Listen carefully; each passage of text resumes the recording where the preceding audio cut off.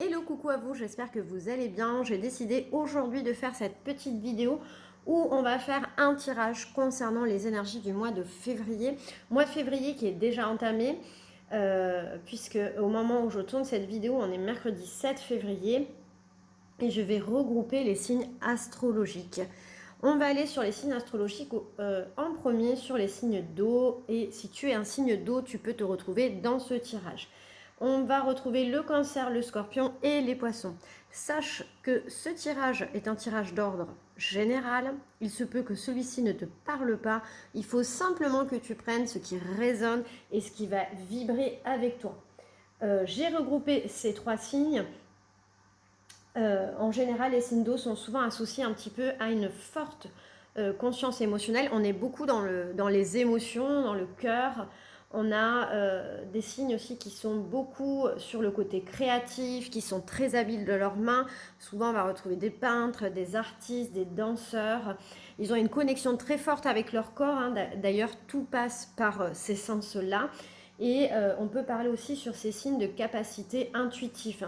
Ils sont souvent en harmonie avec donc le monde émotionnel, et on parle souvent dans ces signes d'eau de personnes qui sont plutôt des guérisseurs naturels. Alors quand je parle de guérisseurs naturels, c'est pas spécifiquement de guérir avec les mains, on peut parler de guérisseurs, faire du magnétisme, couper le feu, ce genre de choses un petit peu. On peut parler aussi de rebouteux, on peut parler aussi d'herboristes, d'aromathérapeutes. En tous les cas, ils sont très connectés à tout ce qui nous entoure, la nature, et ils aiment y travailler avec. Ils peuvent être parfois aussi en proie à des humeurs changeantes. Il y a une instabilité dans ces signes d'eau. On est très sensible aux énergies et à l'environnement en règle générale. Donc la Lune a une grosse influence sur ces signes. Et parfois, ouais, ils peuvent être lunatiques, d'humeur changeante. Il est important aussi de noter que l'astrologie, si vous voulez un petit peu vous y intéresser, ça va offrir des généralisations. Donc chaque individu est totalement unique et différent, et peut varier. Ce que j'ai donné comme trait un petit peu de personnalité ne correspond pas à tout le monde. Vous vous êtes construit par vous-même aussi. Il y a une forme d'éducation qui est reçue, et puis aussi il y a votre ascendant qu'il faut aller vérifier, c'est très important. Allez, on revient sur le petit tirage concernant ces signes d'eau. Sur le mois de février, j'ai sorti plusieurs oracles. On va voir avec lesquels aujourd'hui on va se faire accompagner. Je vais faire le tirage avant, et puis après je fais une lecture pour les énergies du mois de février.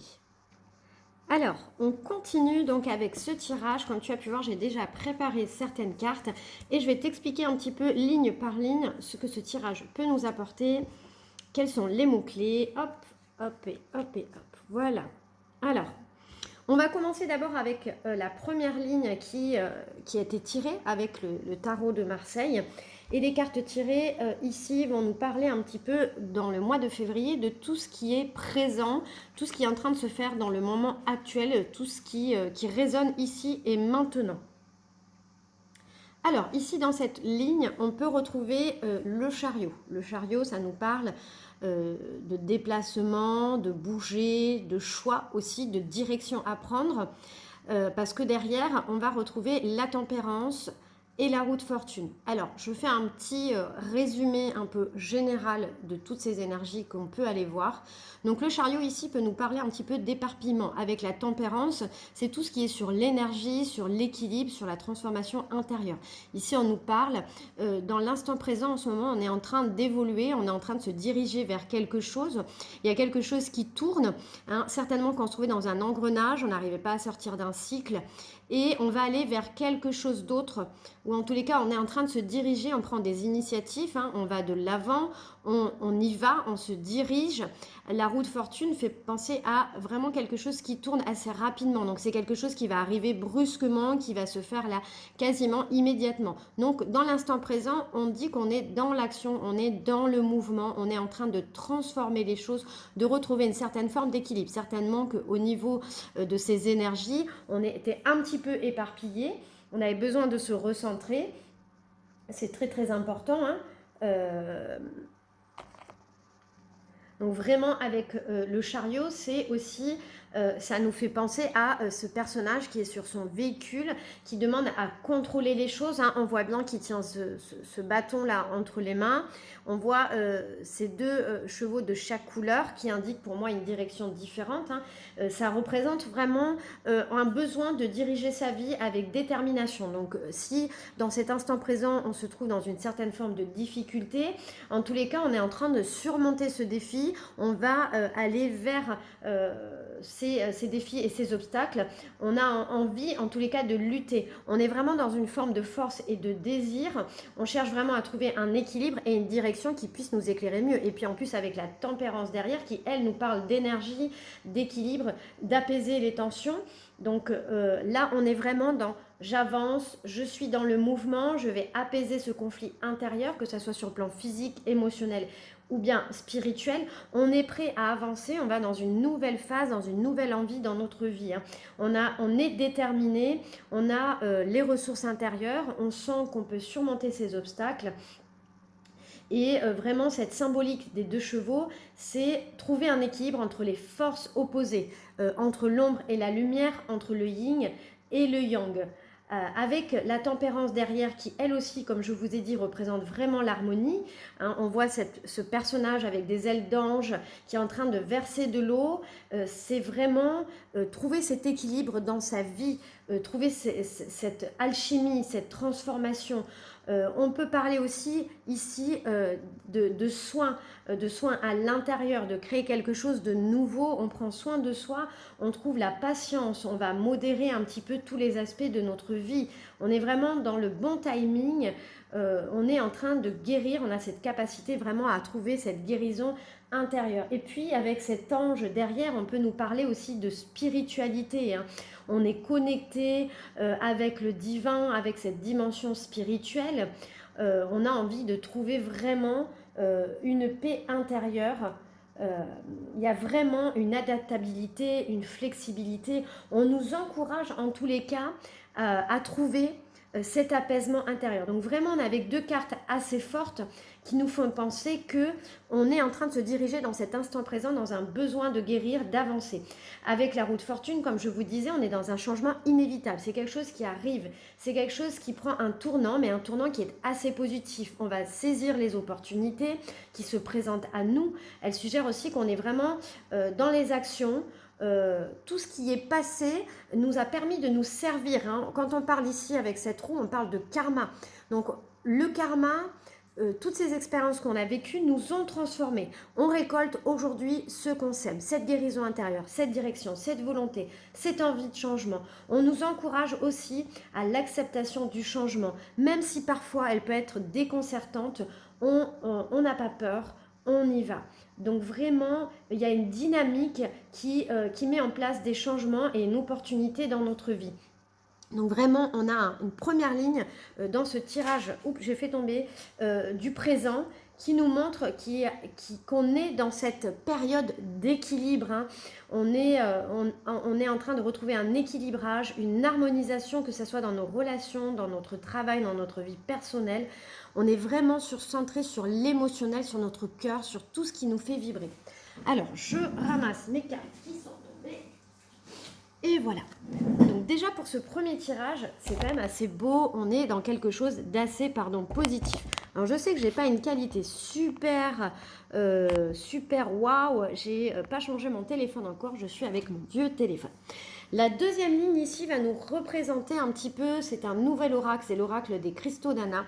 Ici, on va aller sur les challenges, sur les opportunités qu'on peut saisir. Donc, dans l'instant présent, dans le futur, tout ce qui est bon pour nous, eh bien, on va le prendre. Et la première carte que l'on a, on a la vision. Et à chaque fois, on a une pierre associée. Donc ici, la vision nous parle de clarté. On a la clarté des choses, on voit la vérité en face, On voit ce personnage qui est assis, qui est en train d'observer. C'est comme si on était réveillé. Donc là, ici, dans les opportunités à saisir, on nous dit de voir clairement, hein, il faut vraiment saisir cette fin de cycle. Puisque l'automne, ce sont les feuilles qui tombent. C'est quelque chose qui se termine pour laisser la place à autre chose, à un nouveau, à un commencement qui va être beau. Ici, on a la carte de l'amour. Donc, l'amour nous fait penser à saisir l'opportunité d'être bien accompagné, d'être aussi avec le cœur et pas avec la tête, avec le mental. Et puis, on a la carte de la communauté. Ici, avec le jaspe mocaïte, on voit cette festivité, ces retrouvailles, ces discussions. Donc ici, on nous parle de saisir ce changement. On a la clarté, la vision, ou peut-être qu'on est guidé par quelqu'un avec qui on a communiqué, quelqu'un qui nous tient à cœur, quelqu'un qui a une grande importance pour nous. Ça peut être un ami, ça peut être un amour, quelqu'un de proche sur qui on fait confiance et dont on a envie d'aller donner quelque chose pour en tous les cas créer un renouveau. Donc on est sur le point de vivre des changements, mais des changements qui sont perçus aussi comme des défis. Il y a des belles opportunités, il y a vraiment un mouvement de transformation ici pour les signes d'eau. C'est très très beau, hein, vraiment, c'est magnifique, j'ai rien à dire. Allez, la ligne 3, on est sur les conseils pour le futur, les conseils qu'on peut recevoir. Allez, hop, et on est avec l'oracle des lumières, l'oracle de lumière. Alors, ici dans l'oracle de lumière, le conseil qu'on peut recevoir pour le futur, ici, on a la carte des cadeaux, des récompenses. On a aussi l'abondance. Donc, on a 2 cartes qui nous font penser à se faire du bien, à des présents, à recevoir. En tous les cas, ici, on en parle beaucoup de cadeaux, de plaisir. Donc, j'ai le sentiment que dans le conseil pour le futur, c'est de continuer à être dans ce sens, à s'apporter du bien, à s'apporter des plaisirs, à se récompenser, à se gratifier, hein, à se dire que ça en valait la peine, puisque ici on a la réussite des examens. Donc l'objectif que vous étiez mis, le talent que vous avez mis en avant, il y a vraiment une récompense. On reçoit vraiment, hein, avec la corne d'abondance, hein, c'est vraiment, je reçois sous toutes les formes, hein, d'amour matériel, que ça soit sur l'argent, sur le côté du travail. Et puis derrière, il y a la carte des déplacements. Donc j'ai le sentiment ici que dans les conseils pour le futur, on vous dit de ne rien lâcher, de vous récompenser, de vous faire du bien, qu'il y a des réussites aussi qui se mettent en place, les objectifs sont atteints. Et ça va demander certainement dans le conseil futur quelques déplacements, quelques rencontres aussi, qu'il va falloir aller un petit peu loin et continuer à aller vers cette direction qu'il faut emprunter, de ne rien lâcher. Donc ça, ce sont les conseils de garder la confiance. Hein, on vous dit vraiment, ayez confiance en vous. Vous êtes influencé positivement dans vos choix et vous avez la capacité d'y arriver puisque on est en train de dire que ce que l'on sème, eh bien, on le reçoit. Et la dernière ligne, ça va être les énergies globales ou le message clé que l'on peut recevoir. Alors, dans les énergies globales, ici, on nous parle de la libération d'un blocage. Hein, on peut parler de quelque chose qui était karmique tout à l'heure avec cette carte de roue de fortune. Donc, dans l'énergie globale, on nous parle qu'on a libéré, enfin, la chenille s'est transformée en papillon. On voit ce papillon qui s'envole, qui sort de sa cage. Il est content, il est libéré. Donc, ici... l'énergie globale qui ressort, c'est qu'après tout ce travail dans cet instant présent que vous faites, dans le futur, on voit vraiment ce potentiel qui était exacerbé, certainement que vous étiez trop dans le mental, dans la rumination, eh bien il va s'apaiser. Et on vous dit vraiment de continuer, hein. C'est en train de se libérer, il faut vraiment croire en vous. L'être aimé, pour moi, me fait penser plus à l'être que vous êtes, c'est-à-dire que tout ce que vous vous êtes apporté, enfin, va porter vraiment ses fruits. Hein, on libère son esprit, on libère son mental, on se reconnecte à soi, on se reconnecte avec son cœur, on se reconnecte à qui on est. Donc ici vraiment gardez confiance, vraiment soyez ouverts à tout ce qui peut venir, les opportunités, saisissez-les et tout le travail que vous avez mis en place pour ce mois de février ou les mois d'avant, il est porteur. Donc voilà, concernant les cancers, les scorpions et les poissons, j'espère que ces énergies vous auront parlé. N'hésitez pas surtout à partager et liker cette vidéo.